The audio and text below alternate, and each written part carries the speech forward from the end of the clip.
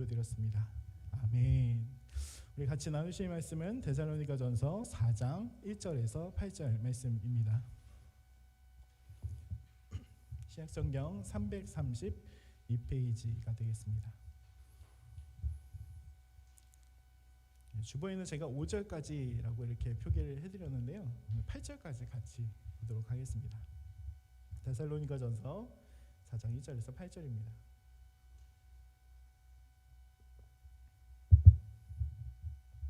제가 봉독해 드리도록 하겠습니다. 그러므로 형제들아, 우리가 끝으로 주 예수 안에서 너희에게 구하고 권면하노니 너희가 마땅히 어떻게 행하여 하나님을 기쁘시게 할 수 있는지를 우리에게 배웠으니 곧 너희가 행하는 바라 더욱 많이 힘쓰라. 우리가 주 예수로 말미암아 너희에게 무슨 명령으로 준 것을 너희가 아느니라.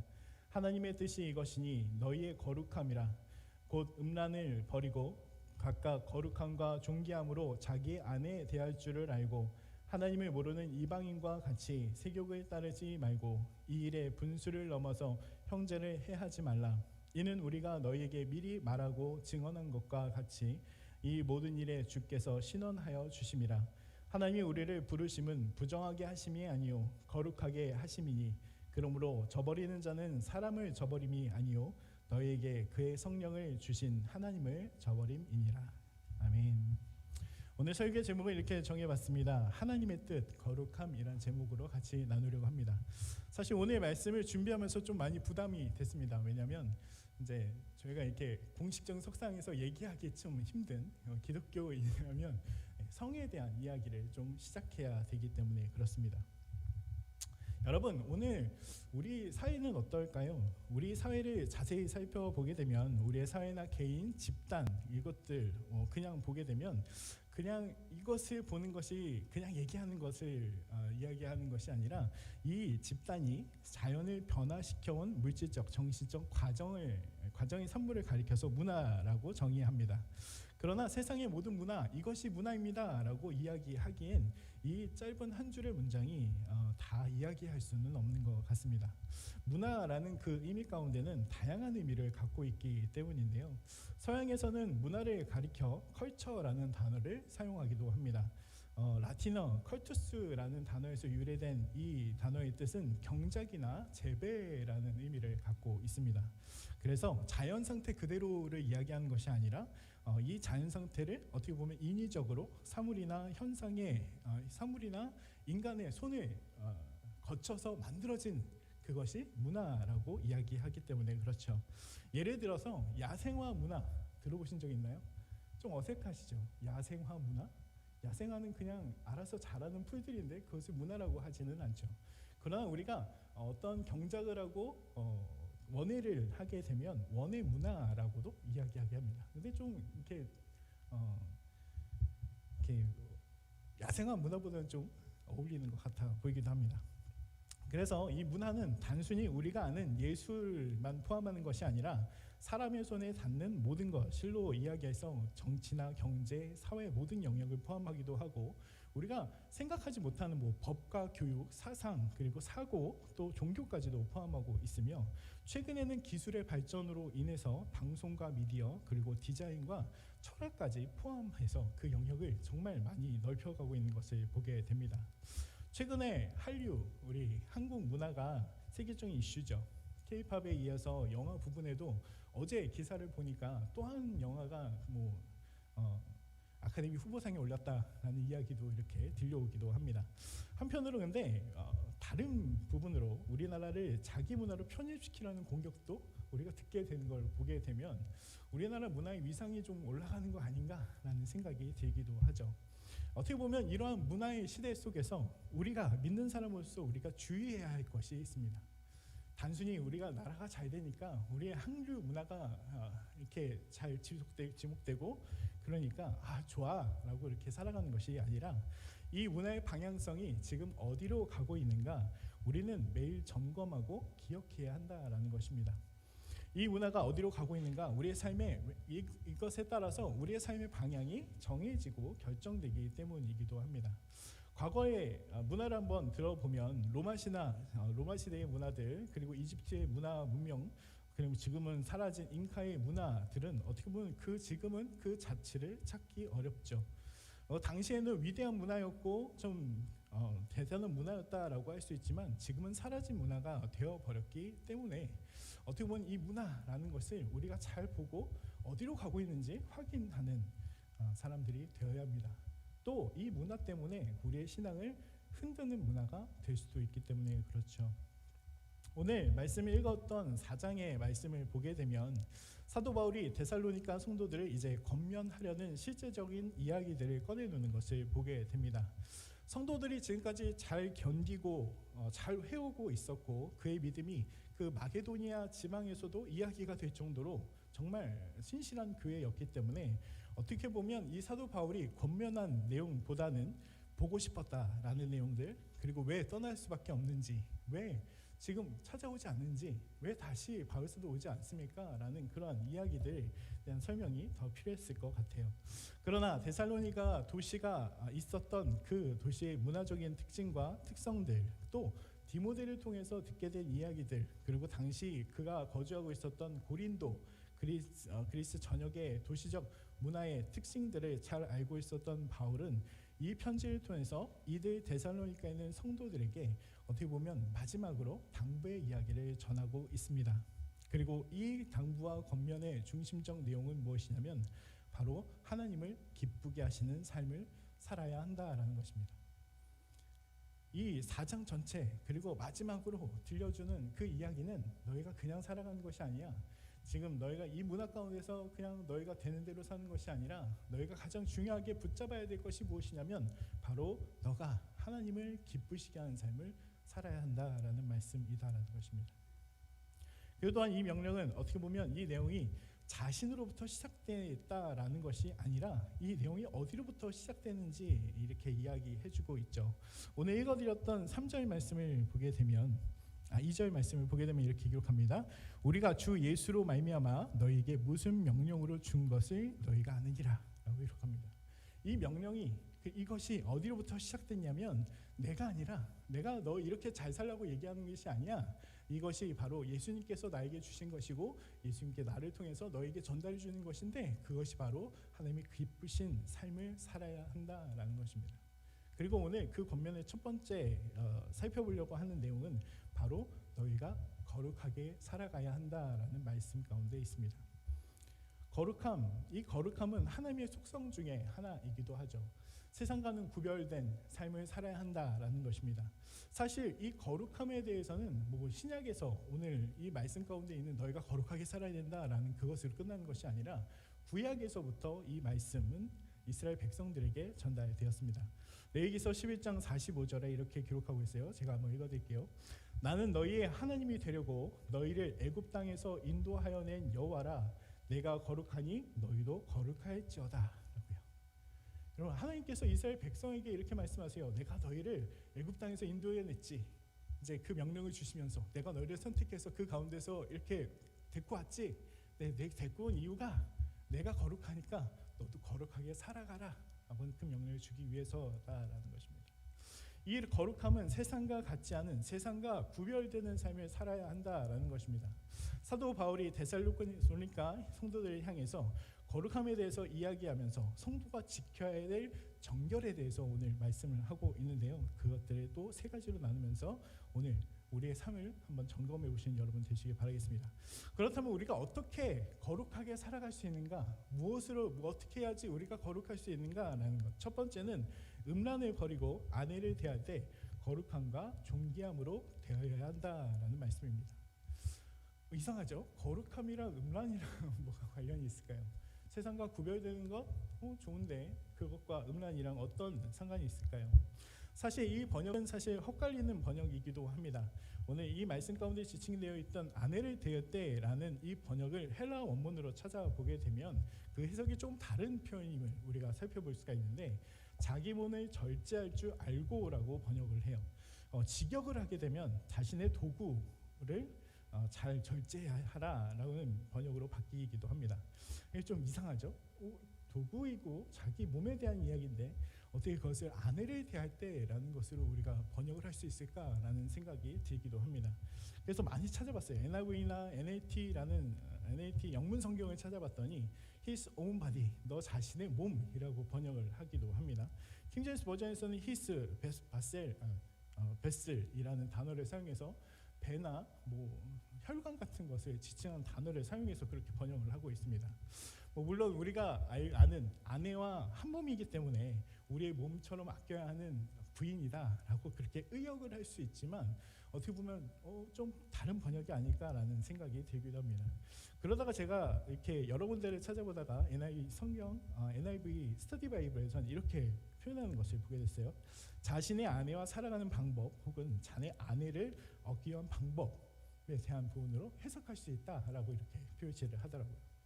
그렇다면 근데 왜 굳이 거룩하게 살아가야 하는데 아내를 얻는 방법, 아내를 대하는 방법이 거룩함과 존귀함으로 되어야 하는가라는 그 문제를 왜 이곳에서 왜 데살로니가 성도들, 그러니까 믿음으로 잘 성장하고 있었고 믿음이 그 주위에 있는 모든 도시의 가운데 증거가 될 정도로 그렇게 잘 살고 있었던 데살로니가에게 이렇게 전달됐을까라는 것을 생각해 보면 그때 당시에 여성을 어떻게 여겼는가를 우리가 살펴볼 필요가 있습니다. 연세대 민성계 교수님이 파란청 블로그에 이런 글을 남기셨어요. 제가 한번 읽어드릴게요. 그리스 로마 당시에 여성의 지위는 남성의 소유물로 간주되고 무시되고 억압되었습니다. 그리스에서 여성은 심하게 말해서 애를 낳는 기계 취급을 받았습니다. 로마 시대의 문화는 거의 그리스의 문화가 계승되었다라고 볼 수 있는데 사회적으로 일부의 처제의 결혼은 사회적 규범이었으나 남성의 우위는 더 강화되었습니다라고 이야기합니다. 아마 각종 정복 전쟁, 전쟁이 있었던 그 시기였기 때문에 그 파급 효과로 힘이 있었던 남성들이 어떻게 보면 더 우위에 있지 않았을까라는 생각이 들기도 하죠. 로마에서 여성은 성욕의 대상이었고 임신과 출산 또는 자녀 양육을 위한 존재였을 뿐입니다. 부인과 딸들은 온갖 우아함과 예술성을 갖추어야 했는데 그 이유는 예술을 위한다거나 문화적인 부흥, 연구가 아닌 따분하고 변덕스러운 남성들을 기쁘게 하는 재능을 교육받아야 했기 때문입니다. 이렇게 표현하더라고요. 그러니까 그때 당시에 여성들 그리고 아내들이 어떤 대우를 받았냐면 어떻게 보면 소유물로 그런 취급을 받게 되고 있었다는 것이죠. 사실 이러한 남존 여비 사상은 단지 로마 시대 때만 있었던 것은 아닙니다. 우리나라의 조선 시대나 최근에 나타나는 것들 이렇게 사회적 현상으로 보게 되면 지금은 좀 더 시대가 바뀌어서 비하하대가 바뀌어서 사실 남성은 여성을 증오하고 여성은 또 남성을 증오하는 그런 사회 문제가 대립되고 있는 사회 문제들이 막 생겨나고 있는 것을 볼 때 이것이 좋은 방향은 아닌 것 같아 보이기도 하죠.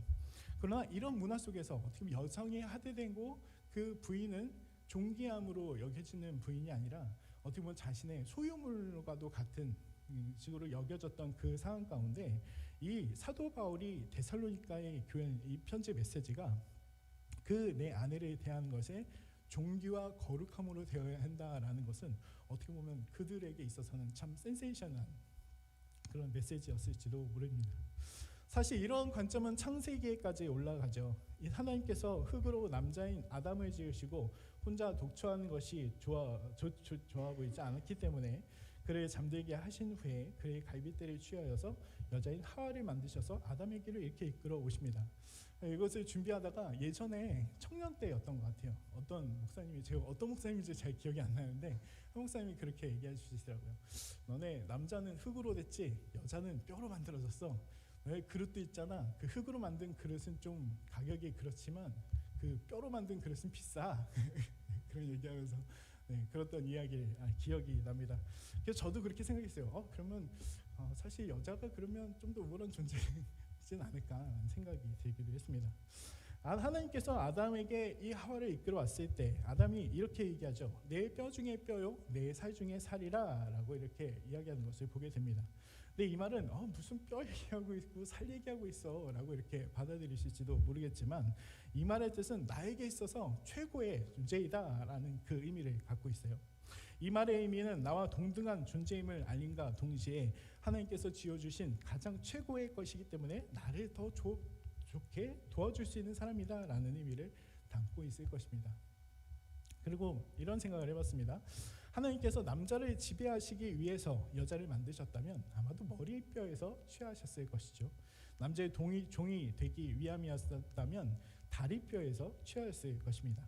하나님께서 갈비뼈로 여자를 지으신 이유는 어떻게 보면 서로에게 힘이 되어주고 기댈 곳이 되어주며 함께 어깨동무를 나누고 서로의 팔 안에서 안정과 위로와 포근함을 느끼는 부부가 되게 하시기 위함이 아니었을까라고요. 또한 이것을 어떻게 보면 이끌어 오신 그 여자를 본 아담이 이렇게 얘기하죠. 이것을 남자에게 취하였을 여자라 부리라 하리라 라고 말하는 것을 보게 됩니다. 사도 바울이 고린도전서 11장 11절에서 12절의 말씀을 보게 되면 이렇게 고백해요. 이는 여자가 남자에게서 난 것 같이 남자도 여자로 말미암아 났음이라. 그리고 이 모든 것은 하나님에게서 났느니라 라고 고백합니다. 물론 남자에게서 여자가 났지만 남자도 여자에게서 나죠. 그 이후에 여자를 통해서 남자도 낳게 되는 것이죠. 근데 이 모든 것이 시작은 어디냐면 바로 하나님이다라는 관점을 우리가 갖고 있어야 된다는 것입니다. 이것이 부부의 시작이었습니다. 여러분, 하나님의 속성이 거룩함이죠. 그 거룩함 속성 가운데는, 구별된 속성 가운데는 세상에 있는 관점이 아닌 하나님의 관점을 가져야 한다는 말씀이 그 안에 포함되어 있습니다. 그리고 그 구별된, 그리고 하나님의 속성은 사랑의 하나님이시죠. 세상 가운데, 그 당시에 세상 가운데 많은 사람들이 세상 가운데서 사랑을 찾고자 했습니다. 다른 곳에서 그것을 해결하고자 했죠. 그러나 이 사도 바울이 이야기하는 것은 하나님이 짝지으신 가정 안에서 귀한 하나님의 사랑을 발견하고 또 발견해야 된다라는 것을 말씀해 주고 있다는 것입니다. 여러분, 그렇게 발견하시고 발견해 주시는 여러분이 되시기를 주님의 이름으로 축원드리겠습니다.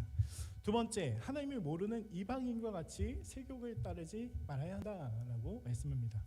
사람에게는 세 가지 욕구가 있다고 합니다. 첫 번째는 수면욕, 그리고 식욕, 그리고 성욕이라고 합니다.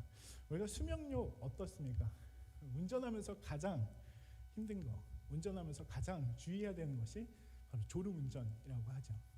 식욕은 어떻습니까? 우리가 예배 드리다가도 배가 고프면 말씀이 안 들어오는 그런 일들이 있습니다. 이 두 가지만 해도, 성욕도 마찬가지이죠. 해결이 안 되면 어떻게 보면 다른 곳을 통해서 풀어나가려고 하는 욕구이기도 합니다. 여러분, 근데 이 욕구를 이겨낼 수 있는 방법 있다고 한다면 여러분 어떠시겠어요? 어떤 것이 우리가 이것을 이겨낼 수 있다라고 생각하십니까? 여러분, 하나님이 같이 하시면 이겨낼 수 있습니다. 여러분 아시잖아요. 여러분 잠을 잊어가시면서 철야도 해보셨고 금식도 해보셨잖아요.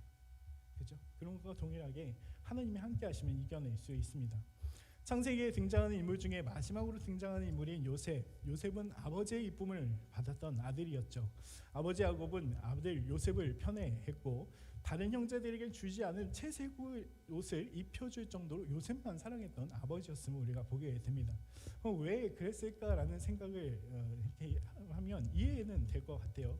왜냐하면 가장 자신이 사랑했던 그 여인 라헬이 낳았던 아들이기도 했고, 그리고 동생 베냐민을 낳고 죽은 여인이기도 했기 때문에 어떻게 보면 그 아내였던 라헬을 생각하면서 요셉에게 더 잘해주지 않았을까라는 생각이 들기도 하죠. 그러나 요셉이 아버지의 사랑을 이렇게 독차지했다라는 것은 어떻게 보면 반대로 얘기하면 어쩌면 당연히 형들로부터 미움을 받을 수 있을 것이다, 딱 좋다라는 의미도 가지고 있습니다. 근데 여기에 그의 어떻게 보면 꿈이 한몫하기도 하죠. 형들의 단이, 요셉의 단에 절한다라는 꿈, 그리고 해와 달과 별이 11별이 나에게 절했습니다라는 그 꿈을 꾸고 그냥 알고만 있으면 됐을 것 같은데, 이것을 마치 자랑이나 하듯이 형들과 아버지를 불러 알리기도 했고, 그리고 결정적인 요셉의 인성이라고 볼 수 있는 형들의 잘못을 아버지에게 계속 일러바치는 그 요셉이었기 때문에 어떻게 보면 결국은 그 형들이 그 요셉을 팔아버리게 되고 아버지 야곱에게는 짐승에게 잡혀먹혔습니다라고 거짓으로 이야기하게 되죠. 그런데 요셉이 애굽에 팔려가게 되었습니다. 근데 그가 팔려가게 된 곳이 바로의 신하 친위대장 보디발의 집이었죠. 그런데 요셉의 인생이 가장 특이한 것은 무엇이냐면, 그 요셉에게 하나님이 어떻게 나타나셔서 음성을 들려주셨다라든지 하나님께서 말씀을 증거해 주셨다라든지 어떻게 약속을 해주셨다라는 것이 한 번도 등장하지 않아요. 또 요셉이 하나님께 기도했습니다, 하나님께 간구했습니다 라고 하지도 않았는데, 성경은 어떻게 기록하냐면 요셉이 하나님과 동행하고 있었다라는 사실을 계속 이야기하고 있다라는 사실입니다. 또 많은 사람들이 그가 하나님께서 그와 함께 하고 계시다라는 것을 느끼고 있었고, 그는 하나님으로 인해서 형통한 자가 되었죠. 팔려나간 요셉은 용모가 빼어나고 아름다웠습니다. 또 아마도 주인의 마음에 흡족할 만큼 어떻게 보면 그 주인이 자기 맡겨놓고 자기의 것들 아무런 상관을 하지 않을 정도로 주인의 마음에 민첩했던 사람이 바로 요셉이었죠. 이 요셉을 보면 주인의 아내가 요셉에게 눈짓을 보내면서 유혹하지만 요셉은 이내 거절합니다. 근데 그가 어떻게 거절을 하냐면 창세기 39장 9절 말씀에 이렇게 거절해요. 제가 읽어드릴게요. 이 집은 나보다 큰 이가 없으며 주인이 아무것도 내게 금하지 아니었어도 금한 것은 당신뿐이니 당신은 그의 아내임이라. 그런즉 내가 어찌 이 큰 악을 행하여 하나님께 죄를 지으리이까 라고 기록하고 있습니다. 여러분, 이 요셉 안에는, 요셉에게는 하나님이라는 분이 존재하고 있었고, 하나님을 알고 있었고, 하나님을 기억하고 있었고, 하나님과 끝없는 동행을 하고 있었기 때문에 그가 이야기하는 것이 내가 주인에게 어떻게 죄를 짓겠습니까? 라고 얘기하지 않습니다.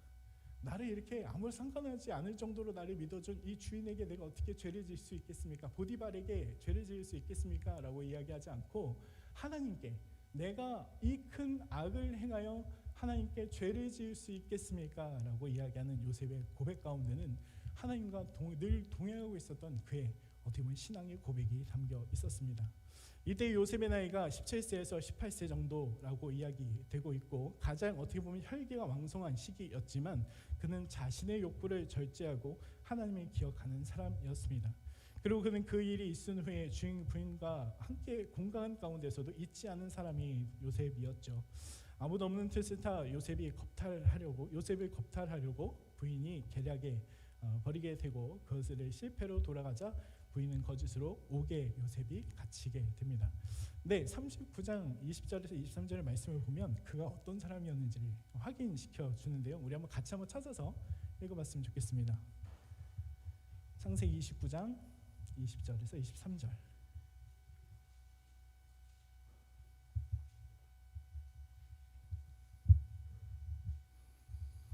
창세기 39장 20절에서 23절.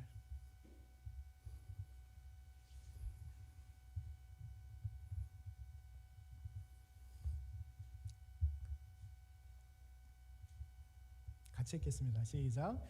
이에 요셉의 주인이 그를 잡아 옥에 가두니 그 옥은 왕의 죄수를 가두는 곳이었더라. 요셉이 옥에 갇혔으나 여호와께서 요셉과 함께 하시고 그에게 인자를 더하사 간수장에게 은혜를 받게 하심에 간수장이 옥중 죄수를 다 요셉의 손에 맡김으로 그 재반 사물을 요셉이 처리하고 간수장은 그의 손에 맡긴 것을 무엇이든지 살펴보지 아니하였으니 이는 여호와께서 요셉과 함께 하심이라. 여호와께서 그의 범사에 형통하게 하셨더라. 아멘. 여러분, 이 일이 있은 이전과 이후 그는 바뀌지 않았습니다. 그는 어떻게 보면 옥에 갇히는 억울한 일을 또 당하게 되지만 그것 가운데서도 하나님과 동행하는 사람이 되어져 가고 있었습니다. 사도 바울이요, 데살로니가 교인들을 향해서 얘기합니다. 하나님을 모르는 욕구를 따라 사는 사람들이 아니라 늘 하나님과 동행하며 그분의 뜻 안에서 살아가야 한다라는 것을 이야기해주고 있죠. 성도 여러분, 저와 또한 여러분과 또 우리의 자녀들이 이 요셉과 같이 늘 하나님과 동행하는 분들이 되시기를 바라겠습니다. 네, 마지막으로 사도 바울은 뭐라고 얘기하냐면 이 일의 분수를 넘어서 형제를 해하지 말라라고 당부하며 또 권면합니다. 사실 이 번역이 오해가 되기도 하는데요. 이 일의 분수를 넘어서 형제를 해하면 안 된다. 이 일을 벌인 일, 이 문제가 생기게 한 그 행동을 한 형제를 고소하면 안 된다라고 이렇게 번역이 되기도 해요. 그래서 이것을 여러 가지 성경으로 좀 찾아봤습니다. 쉬운 성경에서는 이 번역을 뭐라고 하냐면 이런 죄를 지어서 여러분의 형제를 속이거나 그에게 해를 입히지 않도록 하십시오. 공동번역 성경에서는 이런 일에 있어서 형제의 권리를 침범하거나 그를 속이거나 해서는 안 됩니다. 현대인의 성경에서는 남의 아내를 가로채지 마십시오 라고 번역하고 있고, 세번역 성경에서는 이런 일에 탈선하거나 자기 교우를 해하거나 하지 말아야 합니다라고 번역합니다. 분수를 넘긴다라고 하는 이 표현은 아마도 교우 관계에 있어서 어떤 선을 넘는 일이라는 의미로 받아들일 수도 있을 것이죠. 그리고 이 일, 문제가 되는 이 일을 열거하게 되면 바로 앞에 열거되어 있는 두 가지의 경우를 생각해 볼 수 있을 것입니다.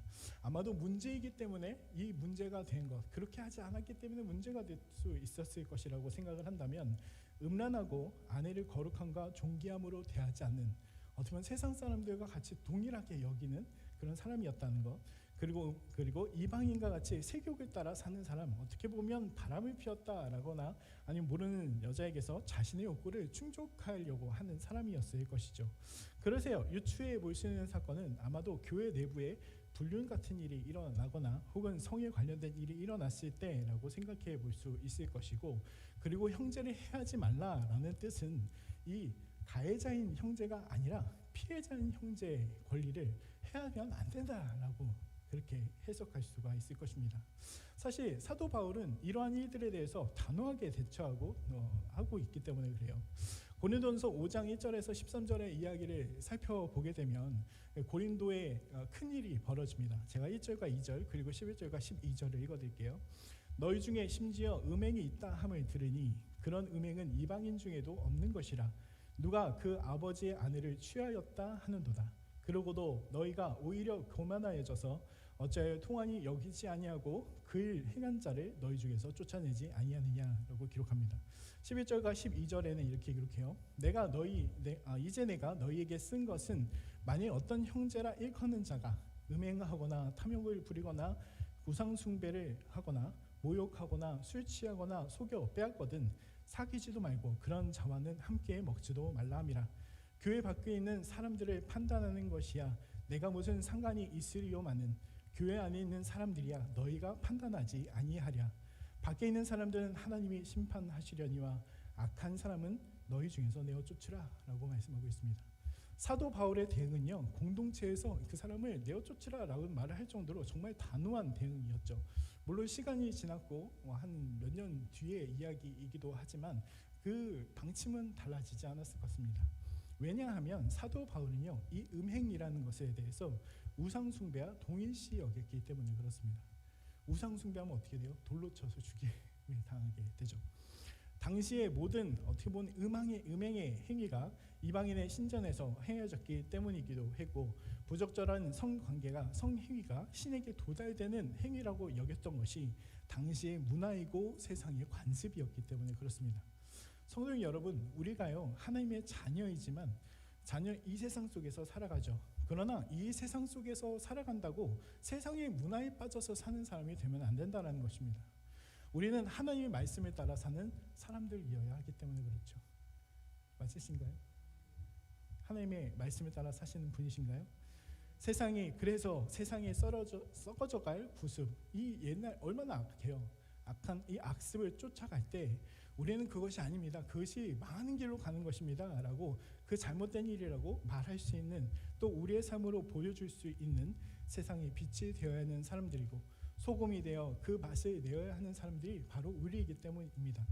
영광의 성도님 여러분, 주님과 늘 동행하시며 빛과 소금이 되시는 귀한 일에 쓰임받으신 여러분이 되시기를 바라겠습니다. 말씀을 맺고자 합니다. 사도 바울이 데살로니가 성도를 향해서 권면합니다. 하나님을 기쁘시게 하는 삶을 살라고 권면합니다. 그리고 그 삶은 하나님의 성품인 거룩함을 배우고 실천하며 그 삶을 그것들 삶으로 나타내는 것이 바로 그 삶이다라고 이야기합니다. 음행을 버리는 것, 자신의 아내와 남편을 거룩하고 또 존귀함으로 여길 줄 아는 것, 이방 사람들이 하는 것처럼 세교, 어떻게 보면 자신의 욕구에 따라서 자신의 마음대로 살아가는 것이 아니라 하나님을 따르며 이웃의 아내를 탐하지 않으며 가정을 침범하거나 해하지 않는 사람이 되라라고 가르치고 있습니다. 왜냐하면 우리의 부르신 하나님의 그 부르심의 그 목적이 있기 때문에 그렇습니다. 우리 두 구절만 읽고 말씀을 맺고자 합니다. 데살로니가전서 4장 7절과 8절 주보에 있습니다. 데살로니가전서 4장 7절로 8절 우리 한 목소리를 같이 읽고 말씀을 읽고자 합니다. 같이 읽겠습니다. 하나님이 우리를 부르심은 부정하게 하심이 아니요 거룩하게 하심이니 그러므로 저버리는 자는 사람을 저버림이 아니요 너에게 그 성령을 주신 하나님을 저버림이니라. 아멘. 우리는 세상의 문화를 따라 살아가는 사람들이 아니라 하나님의 부르심에 합당한 삶을 살아내는 사람이요, 하나님의 거룩함을 닮아가고 담아내며 살아내는 사람들입니다.